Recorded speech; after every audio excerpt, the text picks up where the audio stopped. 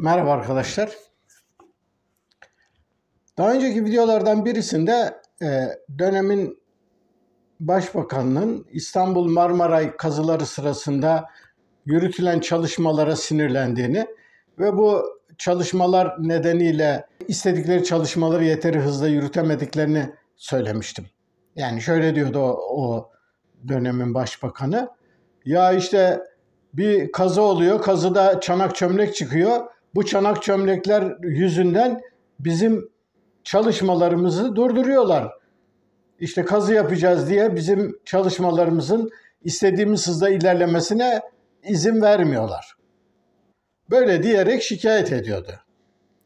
Şimdi ben de bu şikayetten yola çıkarak en son Malatya, Adıyaman, Hatay ve benzeri illerde büyük yıkıma yol açan depremi hatırlatarak şunu demiştim.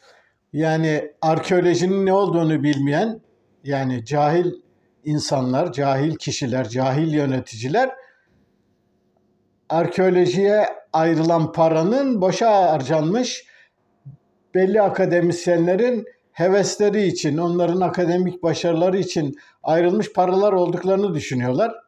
Oysa ki arkeoloji çok önemli bir bilim alanı. Çünkü arkeolojik verilere saygılı olunmuş olsa geçmişte yaşanmış birçok acılar yaşanmazdı. Yani örneğin bir ülkeye bakıyorsunuz, bir arkeolojik sit alanına bakıyorsunuz. Üst üste 6, 7, 9, 10 kat yerleşim yıkılmış, yapılmış, yıkılmış, yapılmış. İyi de peki bunun anlamı ne? Bunun anlamı şu. Diyelim örneğin işte Büyük İstanbul depremi, biliyorsunuz Büyük İstanbul depremi yaklaşık 250-275 yılda bir tekrarlanan bir döngüye sahip. Tarih kitapları örneğin 1509'da Kanuni Sultan Süleyman'ın döneminde Büyük İstanbul depreminden söz ediyorlar. Öylesine bir deprem oluyor ki o dönem dalga Marmara Denizi'nde oluşan tsunami sahildeki surları aşarak şehrin içine kadar giriyor. Ve padişah o kadar korkuyor ki soluğu Edirne'de alıyor. 2-3 ay Edirne'de kalmak zorunda kalıyor. Çünkü depremin artçı şokları devam ediyor. Şimdi 1509'da olan bu deprem 1776'da İstanbul'da bir daha oldu. Bir daha her tarafı yıktı.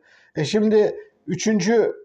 depremin olması işte bilim insanlarının bir kısmı eli kulağında olduğunu, her an büyük bir depremin İstanbul'u beklediğini söylüyorlar.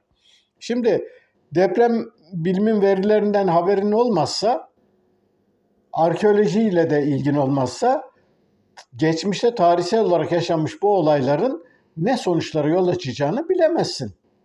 Yani ben ilk şeye gittiğim zaman Truva harabelerine, oradaki kazıları incelediğimde yani 8-9 kat var. Yani 8-9 katın olması ne demek? Truva'nın 8-9 kere yıkıldığını ve yeniden inşa edildiğini gösteriyor. Peki Truva bu kadar yıkıp yeniden yapılmasının nedeni ne? Bu bir deprem olmayabilir ama onun yerleşim yeri, konumu örneğin demek ki başkalarının iştahını kabartacak bir yerde olduğu için aynı yere aynı şeyi yapıyorsun ve aynı sonuçlarla karşılaşıyorsun. Bu videoya buradan girmemin nedeni şu. Şimdi insanın ilk atalarının eşitlikçiliğinden, acımasız eşitlikçiliğinden söz ettikten sonra bazı arkadaşlar, bazı izleyenler bana bu eşitlikçilikle komünist eşitlikçilik arasında ne tür bir ilişki olduğunu sordular. Aslında videolar arasına bu tip güncel konuları pek almıyorum. Fakat bu soru bana ilginç geldiği için ve eminim ki bu videoları izleyen birçok arkadaşların da kafasına bu konuyla ilgili sorular takılmış olabileceği için bu videoda kısaca insanın ilk atalarının geliştirmiş oldukları eşitlikçilikle en somut ve bütünlüklü biçimlerini Marksizm ve anarşizmde gördüğümüz eşitlikçilik taleplerini ve bu eşitlikçiliğe dayalı olarak yeni toplum ideallerini, ütopyalarını kısaca karşılaştırmak istiyorum. Çünkü özellikle 20. yüzyıl bu eşitlikçilik ütopyalarının yalnızca bir ütopya olmakla kalmadı. Neredeyse dünyanın 1/3'üne yakın topraklarda bu eşitlikçiliği kurmak için iddialı çalışmalar yapıldı. Birçok alt üst oluşlar yaşandı. Sayısız insan bu yolda hayatını kaybetti. 1917 Ekim devrimiyle başlayan, daha sonra Çin devrimiyle ve ardından işte Vietnam, Kamboçya, Küba, işte Doğu Avrupa ülkelerindeki sosyalizm deneyleriyle birlikte 20. yüzyıl çok önemli bir deneye tanıklık etti. Tabii reel sosyalizm dediğimiz, yani mevcut güncel sosyalist uygulamaların bulunduğu ülkelerin sonuç olarak yıkılmasıyla birlikte her türden eşitlikçiliğe, ütopyaya, komünizme, anarşizme ve onların siyasi ideallerine karşı çıkan kapitalizmin yılmaz savunucuları hemen bayrak kaldırdılar. Büyük zafer naraları atarak işte komünist eşitlikçiliğin aslında insan doğasına uygun olmadığını, insan doğasının eşitçilikle yürüyemeyeceğini, önemli olan farklılıklara saygı göstererek hür teşebbüsün önünün açılması gerektiğini, mal mülk güvencesinin sağlanmasını ve böylelikle toplumların düze çıkabileceğini söyleyen bir sürü yeni teori geliştirildi. Aslında bu yeni teorilerin çoğu da eskimiş liberal görüşlerin, kapitalizmi savunan bırakınız yapsınlar, bırakınız geçsinlerci anlayışın çeşitlemelerinden başka bir şey değildi. Nitekim işte adları çok bilinen bazı şişirilmiş ideologların tarihin sonu, insanlığın işte yeni eşitlikçi ve özgür toplumların komünizm yıkıldıktan sonra gündeme geldiği falan böyle bir sürü hikayeler anlatıldı ama komünizm yıkıldıktan sonra insanlar kapitalizmin hiçbir şey getirmediğini, kapitalizmin bildiğimiz kapitalizm olduğu, insanı sömürmesinden başka hiçbir anlam taşımadığını bugün açık biçimde görmüş oluyoruz. Fakat burada insanın evrimiyle ilgili konuları ele aldığımız için insan ister istemez şunu düşünüyor. Yani sosyalizmin ilk ideologları, daha sonraki geliştiricileri, hatta Marx, Engels ve onun gibi diğer sosyalizm teorisine katkıda bulunanlar, örneğin bugün bizim bildiğimiz insanın evrimiyle ilgili ayrıntıları, özellikleri bilmiş olsalardı, herhalde kendi sosyalizm teorilerine, kendi sosyalist toplum hayallerine daha farklı biçimler verebilirlerdi. Çünkü insanın evrimini, insanın ne olduğunu, insanın nasıl geliştiğini bilmedikleri için, yani evrim teorisi, sosyalizmin teorisini geliştiren ideologların zamanında bu şekliyle biçimlenmiş değildi. Dolayısıyla onlar sadece evrim teorisinin belli yönlerini, o da sınırlı bir bakış açısıyla görebilmişlerdi. Oysa ki bugün insanın ne olduğunu, insanın nasıl geliştiğini, insanın hangi aşamalardan geçtiğini işte bu videolar dizisinde etraflı biçimde anlatmaya çalışıyoruz. Sosyalizmin kurucuları bu bizim bildiğimiz ya da bu bizim burada rahat biçimde anlattığımız konuların ayrıntılarına vakıf olsalardı kuşkusuz konulara da farklı bakacaklardı, bakabilirlerdi. Şimdi bu açıdan ilk insanın, atalarının eşitlikçiliği ile sosyalist ve komünist eşitlikçilik arasındaki farklar konusunda bazı açıklamalar yapma gereği hissettim. Şimdi kısaca bu videoda bu konuları ele alacağım. Sosyalizm ve komünizmin kendisine dayanak yaptığı insanların eşitlikçiliği ve eşitlikçi bir toplum ideali esas olarak ilk felsefi spekülasyonlar olarak başladı. Nitekim bu eşitlikçi sosyalizme ilişkin ilk teorileri ortaya atan düşünürlerin çoğu bunu bir ütopya olarak atmışlardı. Yani Thomas More'un Ütopyasını düşünün. Ondan sonra işte Robert Owen, Charles Fourier gibi, onların dışında birçok başka düşünürün değişik sosyalizm, değişik eşitlikçilik hayalleri oldu. Şimdi bu hayaller esas olarak klasik felsefi olarak düşünürün kendi kafasından, kendi gönlünden geçenlere dayanarak oluşturduğu teoriler.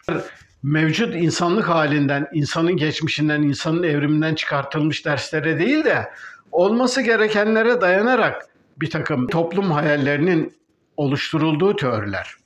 1917'den sonra Sovyetler Birliği'nde kurulmaya çalışılan sosyalizm, daha sonra Çin'de, Vietnam'da, diğer ülkelerde ve Doğu Avrupa ülkelerinde de örneklerini gördüğümüz gibi büyük bir hayal kırıklığıyla sona erdi. Şimdi bu sona ermenin ayrıntıları bir yana, esas olarak dikkat ettiğimiz zaman kapitalizm savunucularının hararetle savundukları ve insanların esas olarak özgürlüğünü, mal mülk sahibi olma ve kendi özel yeteneklerini kendi çıkarlarına kullanabilecekleri alanın kendilerine açılması gerektiğini söyleyen liberal özgürlük idealleriyle birebir örtüşüyor. Nitekim sosyalizm uygulamaları da bunun çarpıcı kanıtları olmuş oluyor. Neydi örneğin bu kanıtlardan birisi? Diyelim 1970'li 80'li yıllarda örneğin Sovyetler Birliği'nden gelmiş, o dönem Sovyetler Birliği'nden gelmiş değişik malları gören insanlar hayretler içerisinde kalıyorlardı. Çünkü diyelim bir ayakkabılar vardı. Ayakkabı geliyordu ama nasıl ayakkabı? Yani takoz gibi ayakkabılar. Yani hiçbir estetiği, hiçbir rahat kullanışlılığı yok. Böyle, yani bu tüketim nesneleri olarak bunları gördüğümüzde aklımıza ilk gelen şey şu oluyordu. Allah Allah, bu kadar kötü, bu kadar berbat tasarlanmış böyle ürünleri niye bunları üretiyorlar ki falan diyordu insan. Ama bunların nedeni aslında şuydu. Yani sonuçta insanları eşitlikçi kılabilmek, insanları eşit kılabilmek için insanın evrimsel eşitlikçiliğinin hangi koşullarda çıktığını, değişen koşullara bağlı olarak bu eşitlikçiliğin nasıl olması gerektiğine ilişkin belli fikirlerimizin olması gerekiyor. Şimdi önceki iki videoda kabaca ilk insan topluluklarındaki eşitlikçiliğin çıkış noktalarını anlatmaya çalışmıştım. Yani kuşkusuz bu benim anlatmaya çalıştığım noktaları diyelim işte anarşizmin ve Marksizmin kurucuları da ilk başlarda söylüyorlardı. Onlar diyorlardı. Yani ilkel topluluklardaki işte ilkel komünizmle bugünkü komünizm aynı olmayacak. Çünkü ilkel komünizm aslında yoksulluktaki eşitliği anlatıyordu. Oysa ki üretim araçlarının gelişmesiyle birlikte geleceğin komünizmi gelişmiş üretim araçlarına sahip olma ve bunlara bağlı olarak artan refahın insanlara paylaştırılması biçiminde olacak deniyordu. Yani örneğin işte ünlü bir pasajda Marx şöyle diyordu. Ben işte yarının komünist toplumunda sabahleyin kalkacağım, işte eleştirmen olarak bir yazı yazacağım, öğleden sonra gideceğim balık avlayacağım, akşam işte başka bir şey yapacağım. Yani aynı anda bir kişi değişik işlerin hepsini birden yapabilecek. Dolayısıyla komünizm geldiğinde herkes başka hiç kimseden bir buyruk emir almadan yapması gerekenleri yapacak ki komünizmde bunun herkesten yeteneğine, herkese ihtiyacı göre dağıtılacak deniliyordu. Oysa ki sosyalizmin ilkesi ise herkesten yeteneğine göre herkese emeği kadar. Yani sosyalizm bir geçiş dönemi olacağı için sosyalizm döneminde devlet sönümlenmeye başlayacak. Bu sönümlenme sırasında herkes toplumsal emeğe katkıda bulunacak. Bu katkıda bulunduğu ölçüde emeği kadar karşılığını alacak ama devlet sönümlenip komünizm aşamasına geçildiğinde herkes yeteneği kadarını topluma verecek, toplumdan da ihtiyacı kadarını alacak deniliyordu. Ama işte sosyalizmin uygulanması hiç de bu söylenenleri doğru olduğunu göstermedi. Daha doğrusu süreç bu biçimde gelişmedi. Kuşkusuz bunun değişik nedenleri var. Şimdi Marksizmi olduğu gibi aynı biçimiyle savunanlara göre bunun nedenleri üst yapısal nedenler. Yani emperyalizmin varlığı bir tehdit olarak sürekli devam ettiği için sosyalist ülkeler kendi toplumlarına refahı yayamadılar. Çünkü emperyalist saldırılara karşı savunma gereksinmesi nedeniyle mevcut emperyalist saldırılara birebir karşılık verebilmek için işte diyelim atom bombası geliştirmek zorunda kaldılar. İşte emperyalistler uzaya çıktığı için onlar da uzaya çıkmak zorunda kaldılar. İşte bir takım zaten geri ülkelerde sosyalizm kurulduğu için gelişmiş emperyalist ülkelerle bu anlamda rekabet edemedikleri için onlarla girdikleri bu acımasız rekabet süreci içerisinde kaçınılmaz olarak kendi toplumlarında deformasyonlara neden oldular. Eşitlik idealleri gerçekleştirilemedi. İnsanlar elde edilen artı ürün insanlara dağıtılmak yerine emperyalistlerle rekabet için silahlanmaya ve değişik belli alanlarda harcamalar yapılmak zorunda kaldı. Bu da parti içinde ve devlet içerisinde yozlaşmalara neden oldu. Böylece gitti falan deniyor. Kuşkusuz bunların etkisinin olduğu inkar edilemez. Fakat bunların yanı sıra esas olarak anarşizmin ve Marksizmin kurucularının insan doğasına ilişkin bakış açıları ve onun ne olduğuna ilişkin görüşleri de sağlıklı ve net olmadığı için bu sonuç kaçınılmazdı. Şimdi ne demek istiyorum? Şimdi bildiğiniz gibi felsefe tarihinde insanın ne olduğuna, insanın doğasının ne olduğuna ilişkin değişik tartışmalar vardır. Bu tartışmalar esas olarak 3 öbekte toplanıyorlar. Şimdi birinci öbekte en çarpıcı mottosunu Thomas Hobbes'un sağladığı insanın kurdudur anlayışı yatıyor. Şimdi insanın kurdudur ne demek? Yani Thomas Hobbes'un savunduğu bu anlayışa göre insanlar doğal hallerinde, yani devletleşmeden, toplumlar kurulmadan önce doğa halinde yaşayan insanlar tıpkı hayvanlar gibi yaşıyorlardı. Birbirleriyle sonsuz bir mücadele ve boğazlaşma içerisindeydiler. Herkes herkese saldırıyordu. Gücü gücüne yetene ilkesi iş başındaydı. Dolayısıyla insanlar bu şekliyle işlerin devam edemeyeceğini anladıkları için zamanı gelince bir araya gelip bir toplumsal sözleşme yapma gereği hissettiler. Yani bu toplumsal sözleşme de şöyle oldu. İnsanlar belli haklarından, belli özgürlüklerinden vazgeçerek bir toplumsal üst yapı kurumu olarak bir devletin oluşmasına rıza gösterdiler. Bu devleti yöneten belli kişiler belli yetkiler elde ettiler. Elde ettikleri bu yetkilere bağlı olarak toplumu yönetmeye başladılar. Tabii bu yönetmeyi sürdürürken kişilerin belli haklarına, belli özgürlüklerine sınırlamalar getirdiler.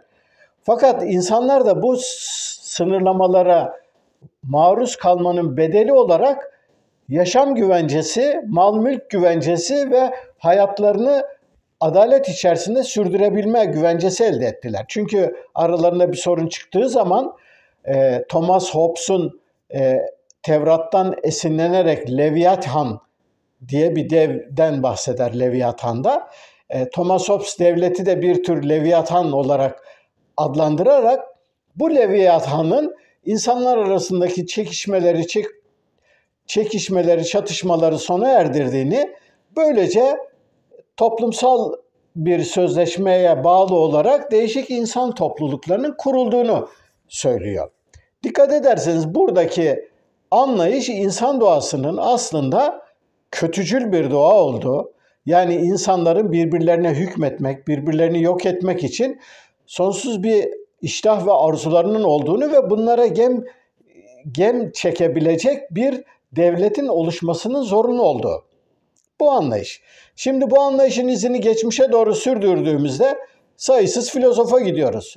Hatta bunlardan birisinin Platon olduğunu daha önceki videolarımdan birinde anlatmıştım. Yani Platon insanın ne olduğunu iki atın çektiği bir araba olarak anlatmıştı. Bir yanda vahşi, saldırgan bir at olarak siyah bir aygır, bir yanda işte insan aklını ve insanın uzlaşma yeteneklerini sergileyen beyaz bir at ve bunun sürücüsü olarak anlatıyordu. Bu anlayışı esas olarak sürdüren birçok filozof var. Bunlardan birisi de örneğin psikanalizin kurucusu Freud'tu. Biliyorsunuz Freud'un teorisinde de işte id, ego, süperego vardır. Buradaki id ve ego, id kişinin esas olarak arzu ve iştahlarıdır. Bunlar sınır tanımazlar. Kişiyi sürekli olarak bunları gerçekleştirilmesi için kışkırtırlar. Ego ise bunlara set çekebilecek bir aklı ve rasyonel düşünmeyi temsil eder. Süperego da işte toplumun bunu denetim altına alacak mekanizmalardır. Yani sonuç olarak Freud'un anlayışı Platon'un kötücül anlayışının bir devamıdır. Yani nitekim Freud insan doğasına karşı o kadar kuşkucu ve kötümser yaklaşıyordu ki Einstein'ın Dünya Savaşı'na, İkinci Dünya Savaşı'na engel olmak için aydınlar arasında açmayı düşündüğü imza kampanyasına bile insan doğasının kötü olduğunu ve savaşların kaçınılmaz olduğunu belirterek imza atmamıştı. İnsan doğasının kötücül ve tehlikeli doğasını öne süren Hobbes'un anlayışına karşılık olarak insan doğasının temelde iyi olduğunu ve iyicil olduğunu söyleyen anlayış yer alıyor. Şimdi bu anlayışın da değişik temsilcileri var. Bunların en çok bilinen ve genellikle soylu vahşi teorisiyle adını duyurmuş olan düşünür Jean-Jacques Rousseau. Jean-Jacques Rousseau ise doğal halde insanların son derece barışçıl, iyicil, hiçbir kötülük bulundurmayan varlıklar olduklarını, insanı kötü kılanın toplumsal kurumlar ve ilişkiler olduğunu, dolayısıyla insanlar arasındaki bir toplu sözleşme olacaksa bu toplu sözleşmenin esas olarak insanların iyicil potansiyelini açığa çıkaracak biçimde olması gerektiğini söylüyordu. Yani Jean-Jacques Rousseau'nun öncülerinden birisi de yine büyük bir Fransız filozofu olan Montaigne'di. Montaigne de insanın temelde iyi olduğunu, hatta kendi bulunduğu dönemde Amerika'nın keşfedilmesinden sonra Amerika'dan getirilen ve yamyam olarak tanıtılan bazı ilkel kabile üyelerine karşı kaleme aldığı bazı yazılarda yani onlar yamyam olabilirler. Yani ölmüş bir insanın etini yemek kötü denilebilir ama ölmemiş bir insana onu öldürmekten beter işkenceler ederek onu acılar içerisinde katletmek bu yamyamlıktan da kötü bir şeydir diyerek kendi dönemindeki Engizisyoncuları ve devletlerin yöneticilerini acımasız biçimde eleştirmişti. Yani Rousseau ve Montaigne'den başlayarak daha sonra gelişen insanın temelde iyi olduğuna yönelik anlayış kendini değişik filozoflarda farklı biçimlerde göstermişti. Örneğin insanın son derece iyicil ve sosyal dayanışmacı, iyicil bir varlık olduğunu söyleyenlerden birisi de anarşizmin kurucularından birisi Kropotkin örneğin. Bu iki zıt anlayışın dışında başka filozoflar ise insanların esas olarak bir tabula rasa beyinle doğduklarını, yani boş bir zihinle doğduklarını, insanın yaşadığı ortam ve koşullara göre kişiliğinin ve davranışlarının belirlendiğini, dolayısıyla insanın doğuşta ne iyi ne kötü olduğunu ama toplumsal koşullar nasıl ayarlanırsa ona göre insanın iyi ya da kötü yönde gelişebileceğini söyleyenlerdi. Bunların ilk öncülerinden birisi de liberalizmin kurucularından birisi John Locke'tı. Locke kendi empirist yani deneyci felsefesine bağlı olarak insanın bütün bilişsel yeteneklerinin doğduktan sonraki izlenimleriyle, deneyimleriyle oluştuğunu ve böylelikle insanın zihninin, bilincinin geliştiğini ve buna göre insanın geleceğinin belirlendiğini söylüyorlardı. Şimdi liberalizmin kurucusu olarak Locke'ın ardından gelen liberal düşünürler içerisinde işte John Stuart Mill, bir sürü Isaiah Berlin, bir sürü böyle filozoflar var.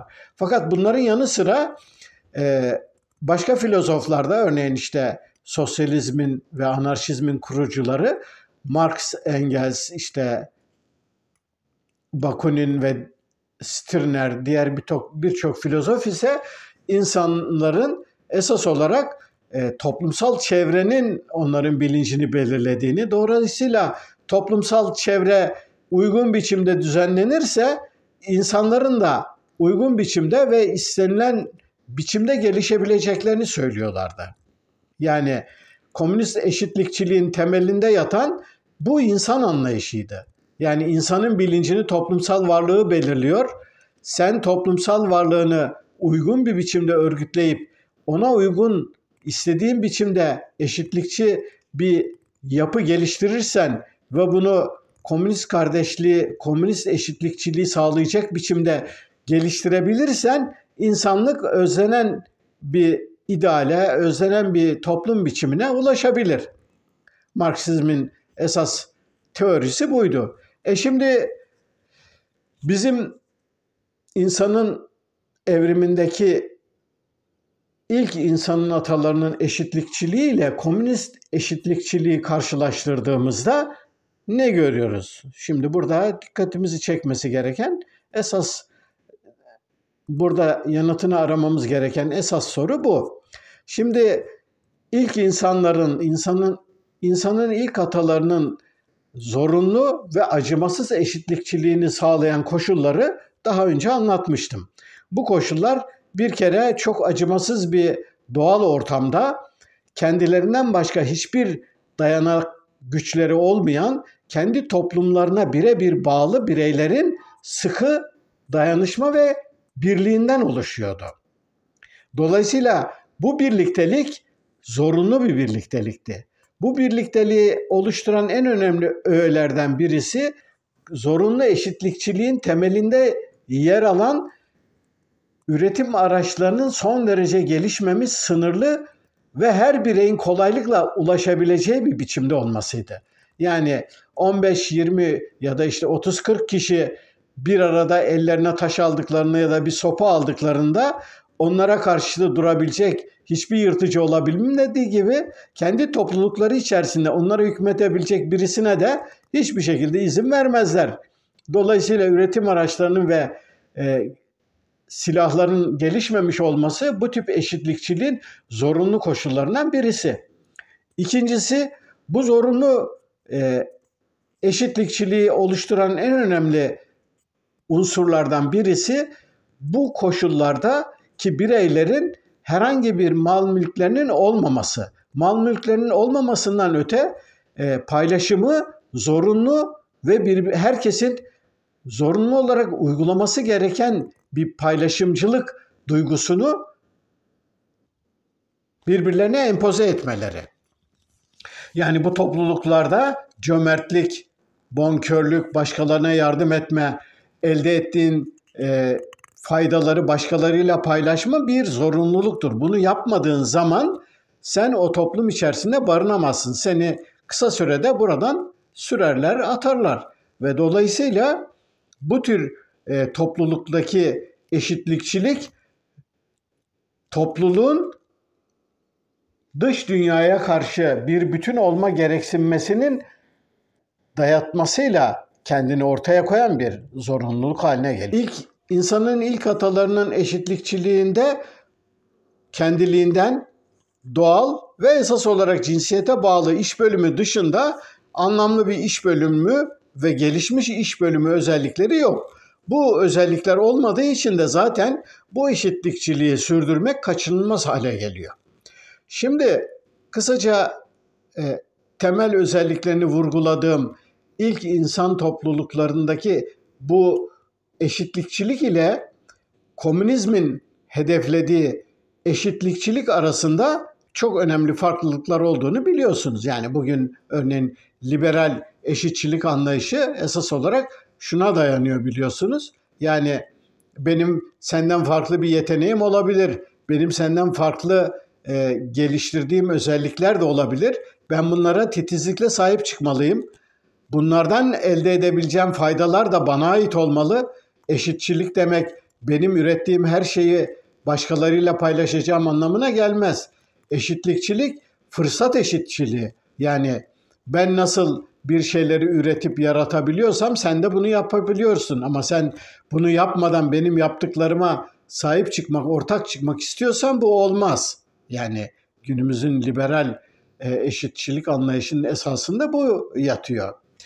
Fakat bunun karşılığında düz bir mantıkla giderek hayır herkes her şeyde eşit olacak demek bu da bazılarının öne sürdüğü gibi Marksizmin ya da anarşizmin temsilcilerinin ortaya koydukları eşitlikçilik anlayışı böyle bir şey değildi tabii. Yani onlar da bunun olmayacağını ya da bunun anlamsız bir şey olacağını kuşkusuz farkındaydılar. Yani komünist eşitlikçilikte herkes birebir birbirine denktir. Herkes çalışacak, çabalayacak ama herkes eşit paylaşacak. Böyle şeyler elbette yok.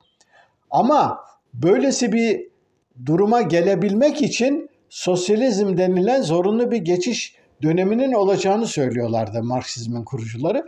Ve bu dönem içerisinde insanların esas olarak rasyonel davranacaklarını, kendi çıkarları doğrultusunda böylesi bir davranış içerisinde bulunmanın gelecekte kendileri ve de en kötü ihtimalle kendi çocukları ve torunları için iyi sonuçlar doğuracağını bildikleri için bu geçiş döneminin zorluklarına, sıkıntılarına tahammül edeceklerini öngörüyorlardı. Ama oysa ki durum böyle olmadı. Yani Marksizmin, anarşizmin kurucularının hayal ettikleri gibi insanlar aslında o kadar rasyonel, sadece akıllarıyla ve mantıklarıyla kendi davranışlarına yön veren ve bu biçimde davranabilen varlıklar değiller. Zaten Marksizmin kurucularının en büyük yanılgılarından birisi de insanın bu rasyonalizmine yönelik naif yani saftil inançları olmuştur. Oysa ki insan bilinci, insanın kişiliği ve toplumsal olaylar karşısındaki tavırları yalnızca insanın aklıyla, rasyonel kararlarla biçimlendirdiği bir yönde gelişmiyor.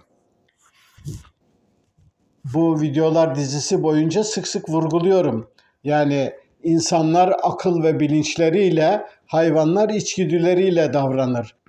İnsanlarda içgüdüler hemen hemen yok olmuştur. Bazıları da işte çok önemsiz birkaç belli konularda içgüdüler olsa da insanlar esas olarak bilinçleriyle, akıllarıyla, rasyonel biçimde, mantıklarıyla düşünerek karar verirler ve buna göre davranırlar şeklindeki inanç doğru değil. İnsanlar aslında bizim sandığımızdan çok daha fazla biçimde içgüdüleriyle evrimsel süreçte gelişmiş bir takım davranış kalıplarının ve davranış örüntülerinin uygulanması soluyla toplum içerisinde yer alıyorlar. Şimdi Marksizmin kurucuları insanın bu şekliyle, yani rasyonalizmden bu kadar uzak olabileceğini tahayyül etmedikleri için insanlara devlet erkini ele geçirmiş devrimcilerin sunacakları yeni toplum idealinin coşkuyla ve hevesle kabullenileceğini ve insanların geçici bir süre için bu zorluklara katlanacaklarını düşündüler. Kuşkusuz bazı örneklerde insanlar bu konuda değişik toplumlarda, örneğin Çin'de, Vietnam'da, Sovyetlerde birçok bedeller ödediler. Fakat bunların karşılığı istenildiği ölçüde bir takım şeyler gerçekleşmedi. Bunun gerçekleşmemesinin en önemli nedenlerinden birisi, örneğin diyelim sosyalist dönemde üretim araçları üzerinde mülkiyet olmadığı için oradaki bireyler o üretim araçlarına sahiplenmediler. Yani onları çok hor kullandılar. Yani örneğin diyelim bir köylü kendi 2 tane ineği, 3 tane koyunu, 5 tane tavuğu olduğu zaman onlara gözü gibi bakıyor. Ama bu inek ve koyunlar kolhozun, yani yaşadığı bölgedeki kooperatif birliğinin malları olduğu zaman, yani kendi payı sabit olarak oradan gelecek gelirle belirlendiği zaman hiç de gerekli özeni göstermediler. Dolayısıyla ne oldu? Gelişmiş teknolojik aletlerle, üretim araçlarıyla üretim yapma konusunda sosyalist ülkelerin sanayileri gelişemedi. Çünkü işçiler bunları hor kullanıyordu. Hor kullandıkları için bunlar bozulmayacak, sağlam, dayanıklı olmak koşuluyla yapılmaya başlandı. Fakat dayanıklı, sağlam, bozulmayacak biçimde yapılması bunların incelikli olmaması ve dolayısıyla kaba saba şeyler olmalarını getirdi. Ve sonuç olarak ortaya çıkan ürünler de kaba saba şeyler olmak durumundaydı. Yani kuşkusuz sosyalizmin başarısızlığı sadece bu anlattığım, örnek verdiğim olayla ilgili bir takım örneklerle açıklanabilecek bir olay değil. Fakat burada önemli olan insanın geçmişinin, insanın evrimleşmesinin, insan bilincinin nasıl biçimlendiği, insanların hangi koşullarda ve hangi dürtülerle kişiliklerinin ve davranışlarının oluştuğunu iyi kavrayabilmek gerekiyor. Şimdi insanın ilk atalarının geliştirilmiş oldukları koşullarla komünizmin eşitçiliğinin gelişeceği koşulları karşılaştırdığımızda arada devasa farklar olduğunu göreceğiz. Birincisi, ilk insan toplulukları, yani en fazla Robin Dunbar'ın teorisinin doğru olduğunu kabul ettiğimizde 120-150, yani 150'yi bile bulması çok zor. Yani küçük topluluklarda, oysa ki bugünün gelişmiş topluluklarında insanlar binlerce, on binlerce, milyonlarca kişinin birlikte yaşadığı şehirlerde yaşıyorlar. Birincisi bu. İkincisi, günümüzde üst bilişsel faaliyetlerin gelişmesine bağlı olarak insanların bilinçleri, yetenekleri, bilişsel farkındalıkları ve geliştirdikleri özellikler birbirinden son derece farklı. Dolayısıyla insanın ilk atalarının gelişmemiş, yalnızca cinsiyete bağlı sınırlı iş bölümüyle sürdürdükleri zorunlu iş eşitlikçilikle gelişmiş yeteneklere ve kapasiteye sahip insanlar arasında geliştirilecek eşitlikçilik aynı olmayacaktır. Yani komünizmin hayal ettiği ya da gelişmiş eşitlikçilik dediğimiz durumun ortaya çıkması için çok farklı mekanizmalara, çok farklı denetim yollarına ihtiyaç var. İnsanın ilk atalarının geliştirdikleri eşitlikçiliği korumaya yönelik araçlardan kabaca söz etmiştim. Yani neydi? Alay etme, ayıplama, eleştirme, mizah, oyun, bu tip şeyler. Yani hatta elde edilen mal, mülk ya da herhangi bir besin olanakları paylaşmaya zorlama, yani zorla, cebri olarak bunu yaptırtma. Bunları günümüzün gelişmiş üretim araçlarının sahip olduğu koşullarda böylesi bir eşitlikçilik elbette mümkün değil. Bu sağlanan ilk atalarının zorunluluk koşullarında geliştirmiş oldukları eşitlikçilikle anarşist ve komünist anlayışların hedefledikleri gelişmiş komünizme dayalı komünizmin temelinde gelişecek olan eşitçilik arasında çok büyük farklar var. Yani aradan geçen bunca dönemde yaşanmışlıkları göz ardı ederek böylelikle zorunlu bir eşitçilik dayanması elbette başarısızlığa mahkumdur. Nitekim bunun en somut kanıtlarından birisi bildiğiniz gibi Kamboçya'da yaşandı. Kamboçya'da Pol Pot döneminde ve Çin'de Mao'nun kültür devrimi sırasında yaşandı. Yani Mao'nun kültür devrimi döneminde yapılan ve Pol Pot döneminde Kamboçya'da uygulanmaya çalışılan eşitlikçilik ilk insan topluluklarındaki zorlu koşullarda belli zorunluluklar nedeniyle gündeme gelen eşitlikçiliği aradan geçen milyonlarca yıl sonra insanlara dayatma biçiminde gelişti. Arada bu kadar olağanüstü farkların olduğu bir dönemde insanlara böylesi bir eşitlikçilik dayatmanın hiçbir rasyonel nedeni yok. Ve böylesi girişimlerin başarısızlıkla sonuçlanacakları da gün gibi açıktı. Nitekim gerek Çin'deki kültür devrimi uygulamaları gerekse de Pol Pot'un uygulamaya çalıştığı yöntemler kısa sürede etkisiz oldukları açığa çıktığı için hızla terk edildi. Kuşkusuz gelişmiş bir eşitlikçiliğin komünizme ya da geleceğin toplumunda nasıl olabileceğine ilişkin farklı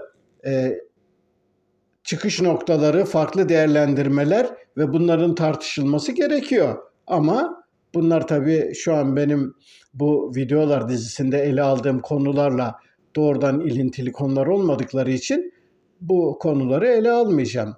Bu videoda kısaca ilk insan topluluklarının zorunlu, acımasız ve sıkı eşitlikçiliğinin komünist ve anarşist teorisyenlerin ortaya koydukları gelecek insan toplumunun eşitlikçiliğine ilişkin hayallerle ve ideallerle ne derecede ölçüşebileceğini ve aralarındaki farkların neler olduğunu kabaca anlatmaya çalıştım.